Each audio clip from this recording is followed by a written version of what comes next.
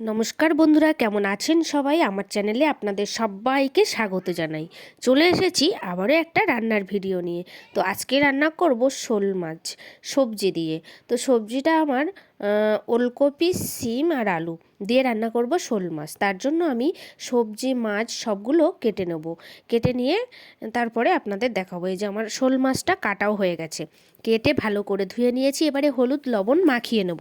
হলুদ লবণ মাখিয়ে নিয়েছি, কড়াইতে তেল দিয়েছি, তেলটাও গরম হয়ে গেছে। এবারে আমি মাছগুলো সব ওই তেলের মধ্যে দিয়ে দেবো। দিয়েছি, দেখতেই পাচ্ছেন কি সুন্দর সব পাতিয়ে দিয়েছি। এবারে ওগুলোকে লাল লাল করে ভেজে একটা পাত্রে আমি তুলে নিলাম।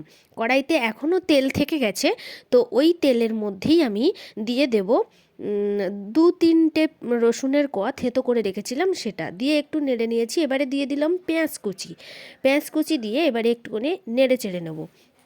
হালকা বাদামি বর্ণের হয়েছে। এবার এর মধ্যে দিয়ে দেবো আমি আদা বাটাটা দিয়ে একটু নেড়ে চেড়ে নিলাম। নেড়ে চেড়ে নিয়ে এবারে আমি দিয়ে দেবো ধনে আর জিরে একসঙ্গে বেটে রেখেছিলাম, সেই ধনে আর জিরে বাটাটা দিয়ে দিলাম। দিয়ে একটু নেড়ে চেড়ে নিয়েছি। এবারে কাঁচা লঙ্কা বাটাটাও দিয়ে দিলাম। কাঁচা লঙ্কা বাটা দিয়ে একটু সময় আমি নেড়ে চেড়ে নেব।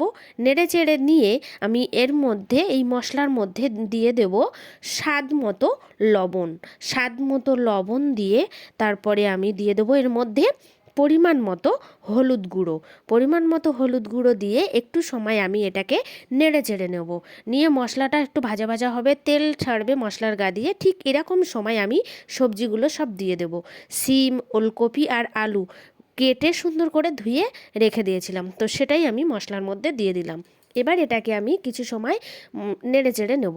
নিয়ে পরিমাণ মতো জল দেব। পরিমাণ মতো জল দিয়ে একটা পাত্র দিয়ে আমি এটাকে ঢেকে দেবো। ঠিক তত সময় ঢেকে রাখবো যত সময় না টকবক করে ফুটছে। দেখুন আমি চলেও এসেছি, টকবক করে ফুটছে তরকারিটা, ঠিক সেরকম সময়। এবারে এই টকবক করে ফোটা তরকারির মধ্যে আমি দিয়ে দেব সেই লাল লাল করে ভেজে তুলে রাখা শোল মাছের পিসগুলো। শোল মাছের পিসগুলো আমি সব দিয়েই দিলাম তরকারির মধ্যে। এটাকে খুন্তি দিয়ে হালকা করে নেড়ে দেবো যাতে মাছগুলো তরকারির মধ্যে একটু ডুবন্ত মতো অবস্থায় থাকে। তো এটাকে আমি মিনিট 3-4 ফুটিয়ে নেব। তো মিনিট 3-4 ফুটিয়ে নিয়ে এটাকে একটা পাত্রে নামিয়ে নেব। দেখুন আমার রেডি তরকারিটা। এবারে একটা পাত্রে ঢেলেও নিয়েছি একটা পাত্রে। তো কেমন লাগলো বলুন আমার এই ছোট্ট রান্নার ভিডিওটি?